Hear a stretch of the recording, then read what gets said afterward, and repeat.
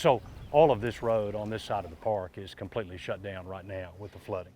The Memorial Day floods of 2015 swamped many state parks across the state, forcing evacuations. I'd estimate about 75 people were crammed up into the house.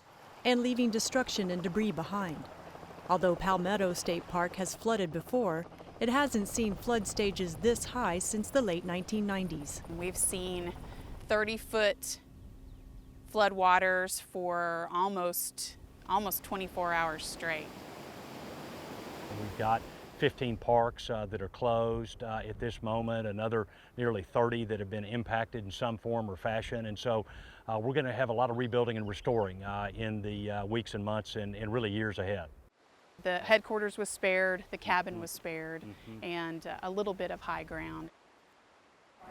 At BASTROP State Park, park hosts David and Dorothy Hall were inside their camper when the destruction began. It was like a raging river behind our trailer.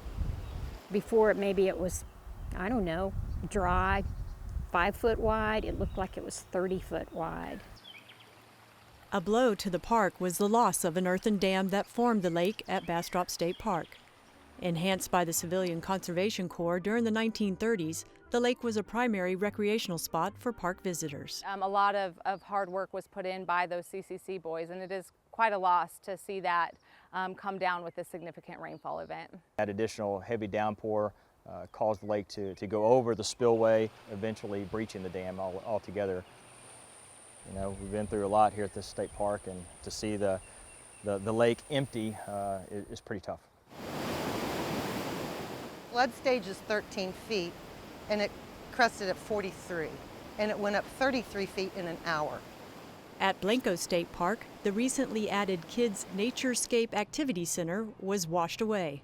2 years and $40,000 worth of donated funds from the Friends of BLANCO State Park had provided a climbing wall, sandbox, rainwater collection tank, and benches for parents to sit and watch their children. The only item still standing is the one for the younger children's side. We had beautifully landscaped it with wildflowers and native trees. Yeah, it's on the way to the Gulf. Nearly half the state parks across Texas have been impacted by the floods, and Texas Parks and Wildlife will feel the loss of revenue from visitor fees, which pay about half the cost to run the state park system. Because of the diminished visitation, because the parks simply aren't accessible now and won't be in the near future, that's going to have a significant impact on the agency. Day use area was hit the hardest. Everything along the bank where we're standing was shade shelters, picnic tables, barbecue pits. As you can see, we're pretty much at a complete loss.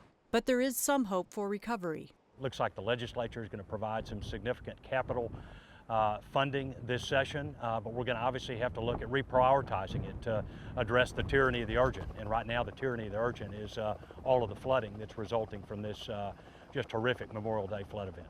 And Friends of the Parks and park staff are staying optimistic. After all our work, the trail tamers, but we can do it again. I'm never giving up. Well, we'll get it back. For Texas Parks and Wildlife, this is Karen Lope.